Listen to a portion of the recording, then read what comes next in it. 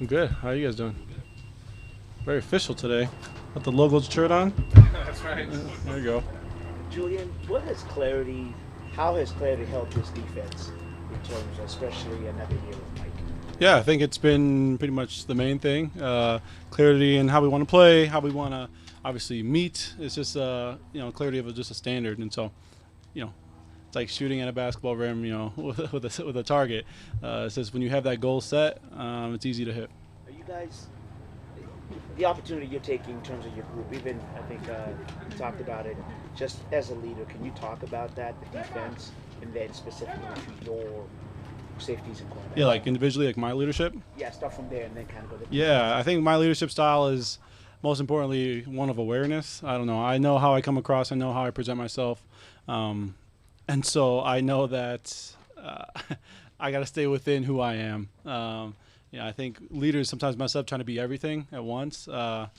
And I've learned over the years, I'm going to be myself. I know what I'm good at, how I can help my teammates in the best way that I see fit. And then just the second is just by example, just trying to go out there and play and try to be a person, try to be a man in this world a certain way, and hopefully the people around me can feed off of it.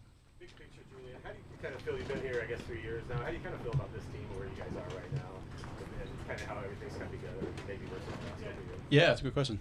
It's exciting. I mean, I took, now, away from the game, I'll say we just feel so settled in as a family. Feel settled in, where we're living, in the community, with the fans. It's like a really cool vibe we're on right now. And then with the team, I feel like we've taken a step up, each of these past few years. And so I just love the place that we're at right now.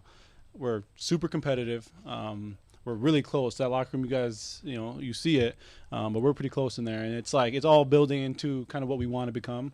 And then tied on top of all that is like Mike setting kind of a standard of what the team specifically this year wants to be the 2025 Seahawks. And so I'm excited. We're in an exciting spot. And so now we just got to go out and, work to earn what we can do. What's it been like facing Sam in practice? Your coach has talked about how it's been a pain in the butt trying to get to him because the ball comes out so quickly. What's it been like for you guys? Yeah, he's a pro. I mean, he goes through his progressions, his reads. He's keying every defensive person's alignment. Like he just has been around the block so long that you have to play true and you have to just play within yourself. And it's great because Kobe and I and the guys in the secondary can like self scout almost because we see what Sam's saying, what he's seeing from us, and so it's helping us to be better. And then having a vet, having an experienced guy back there is really important. And for the offensive guys, he just creates some stability. He knows all the plays, all the checks. Obviously, he's a quarterback, but he just has a great leadership style for those guys. And so, having an experienced guy like him who's been through the fire and back is pretty special. Julian, we saw Ty's interception the other day. Yeah. But he's been with you guys for a while, kind of kept grinding away to get to the point where he's making this roster out of Canada. What do you kind of seen from him and his development and the player he's become for you guys now? Yeah, Ty Okada, man. I think from day one, he just has been a playmaker for us. I have been an advocate of his because, you trust him, one, and two, he's going out there and playing fast and making plays. And it's shown itself in every single preseason game in the past few years. And so even last year, he got his shot, got elevated a couple of times. The year before that, got his shot, got elevated a couple of times. He stays around because, he understands how to be a pro.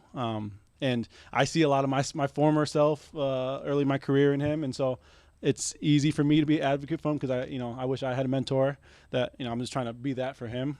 But it's all earned. Nothing has been given to Ty. And everyone in the building knows that. I mean, he has his own theme song in team meetings. Every time he makes a play, Tyrone plays because we do call him Tyrone in the building. He's earned that. So, yeah. What do you think of that interception he had? Oh man, that's special. I was talking to the defense the night before the game, and I set a little fire under some people. Apparently, I said D Bell is going to get the first turnover of the game. And after Ty picks the ball off, he comes to me. He says, "That pissed me off. Like I can't believe you picked him." And so obviously just laughing about it, but just the challenge of it. That's just who he is, and that was a special play, one-handed against our starters. I mean, come on, that's what playing football is. You mentioned Ty getting a chance off the practice squad last year. Yeah. So maybe he's a good example of this. But with the new rules since COVID where guys can get elevated, how much does it feel like that practice squad is just an extension of your total roster throughout the season? It is. And, I mean, here especially, like you mentioned, Ty being elevated a few times last year, is important. It's a tool. It's a weapon you could use. Try to have a talented P squad of guys that can be plug and play at any moment is a weapon, and we're trying to chase that edge. Oh man, that's a buzzword around here, or a buzz phrase, chase the edge. But it's a cool tool. I mean, to get P squad guys to be able to play in games, we had so many last year. We're gonna have a lot this year. So across the board, across the roster, you want talented guys. What's Tyrone's theme song? Tyrone by who is it? Erica Baidu. Yeah, you better call Tyrone. So he gets up in front of the team and dances. He has his own Tyrone dance. You got to ask him about it. He might do it for you guys. Speaking of speaking of buzzwords, Yeah. earn the right to play. Can you talk a little bit more about that? Yeah, I think we've been practicing so hard this camp, this off season, whatever, and through that you build trust within each other. Build trust next to me, for the coaches, and so that's all that is. It's like practicing hard and being able to be dependable is what you need to do to play on this team. Talent, is maybe the third or fourth factor, but just being able to be smart and be dependable is like at a premium around here right now. And so I think that earning the right to play is you guys good. Earning the right to play is that embodied. What did you think of how the first team defense played against Green Bay in the joint practice? I think we did well. I think you probably saw, if you guys were out there, there's some footing issues. We kind of got that patched up early in practice by changing most of our cleats. But I think we did well. They had a lot of interesting looks that we haven't gotten, some true routes. But overall in the day, I think we competed. We were out there for a while. And so we know when we're communicating at a high level, like when we play and line up, nobody's going to want to line up against us and play straight up. There's going to be a lot of motion shifts, a lot of kind of window dressing. And so it was great because they do a lot of that stuff. And I think we did a great job, especially flying in, landing at 5 p.m. and practicing at 10 a.m. the next morning is a beast. And I think we rose to the challenge. The offenses have used motions and shifts and stuff to kind of find their advantage, to Yeah. kind of turn that on its head and start doing that back on the defensive side, move around, kind of try to dig big things from the center of the field. Yeah. How nice is that to kind of have an answer, fire back on that? It is. I mean, it's powerful when you have an answer to all these motions and shifts before they do it. When you play on, especially tied all into playing at home and Lumen, and they're trying to get different cadences going, the motion shifts. It could be a weapon for us, but it takes a lot of work. We gotta practice. We gotta practice, walk through a ton, communicate a ton, spend time with each other, because it needs to be kind of before they do it. Just kind of everyone knows what's going on. And so it's a challenge, but if we could do it at a high level, we could be really good. You guys started off 3-0 last year and then had some adversity. Do you feel like the team's better prepared to handle the ups and downs of the regular season?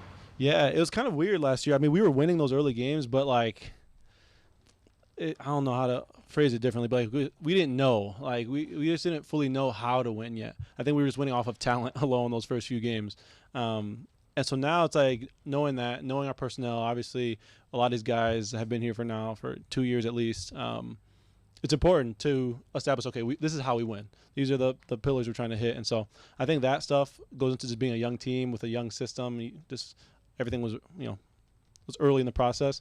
So now it's just like week 1, week 7, week whatever, we're going to attack it the same way. And so it is kind of it's comforting knowing that win or loss, we kind of know the process of what we want to do. Just as an observer, it seemed like the padless practices are about as physical as I've seen. How would you describe the padless practices this year and kind of the way you guys approached it? Yeah, it's definitely been pushed. I mean, what we want to do, especially, I can look at the offense side of the ball. We want to establish the run. Is like, I'm sure you've heard that a million times this offseason. You can't establish it without being physical in practice. We have to build that, and we have. I think guys have been challenged, especially the front guys, D-line and OLBs, linebackers, tight ends. Like, they've been getting after it. Pads or no pads, everyone's trying to build our identity and kind of have a chip on their shoulder, which is special. It's cool to be a part of. Cool to see. You hear the pads popping on days we might be in shells.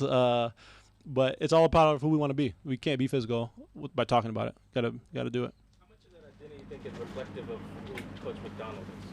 I think I don't know. He's not like that. Like, as a person, he's not like a rah-rah tough guy. But I think in terms of establishing the team, that was something that he wanted to transition into, just being a more physical team. And what he did was brought in some people who can coach that up well. I mean, the whole offensive staff, they've been living by it. They're chippy, they're competitive in the building. If they have a bad day, they're letting you know about it.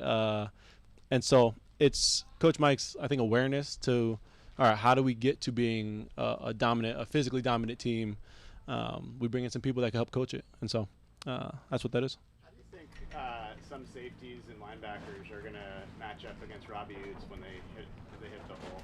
Oots, and that guy's a workhorse. He is such a pro. I don't know how old he is, but I would imagine he's young.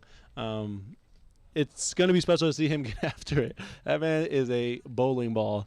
And so I'm excited for the crowd, the 12s, that Oots to be chanting. When he walked out for the last preseason game, they didn't fully get it yet. Like, it was a few of us were doing the whole Oots. But it'll be exciting to see him get in the action, maybe get a carry or two, run somebody over, because he has the ability. He's a bull. Anything else? Thanks, sir. All right, appreciate you guys. Thank you.